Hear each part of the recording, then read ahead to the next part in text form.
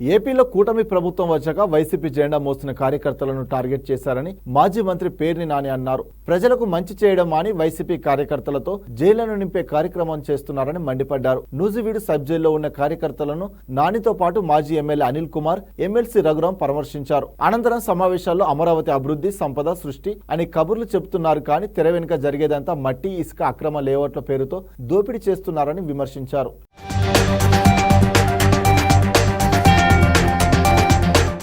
ఇవన్నీ సునకానందం అండి. కొడాల నాని గారికి క్యాన్సర్ వచ్చింది. కొడాల నాని గారు వాళ్ళ అమ్మగారు నా మధ్య ఎప్పుడు 2 ఏళ్ల క్రితం ఆవిడకి క్యాన్సర్ వస్తే ఆ వైద్యం ఆవిడ క్యాన్సర్ని జయించి ఆవిడ చెకప్ కోసం కొడాల నాని గారు ఎంపటి పెట్టుకెళ్తే కొడాల నాని క్యాన్సర్ వచ్చిందని చెప్పిన సునకానందం పొందటం వార్తలేసి. అట్లాగే వంశీ గారి భార్య నిన్న ఒక ఫంక్షన్కి ఆవిడ గన్నవరం వస్తే వెంటనే పోలీసులు టీవీ కెమెరాలు వెళ్ళిపోయి వాళ్ళ సొంత ఛానల్ వాళ్ళు వంశీని అరెస్ట్ చేశారు. ఇటువంటి ఈ సునకానందం పొందేటువంటి పరిస్థితుల్లో తెలుగుదేశం పార్టీ అనుభవిస్తుంది. ఈ సునకానందం ఎన్నాళ్ళు అనుభవిస్తారో అనుభవించండి.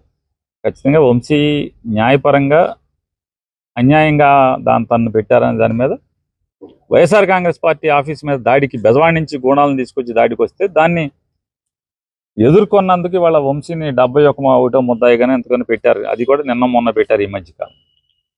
ఏదన్నా పెట్టుకోనండి, అతను న్యాయపరంగా రిలీఫ్ తెచ్చుకుంటానికి ప్రయత్నం చేస్తున్నాడు. ఖచ్చితంగా అతను బెయిల్ తీసుకుని వస్తాడు.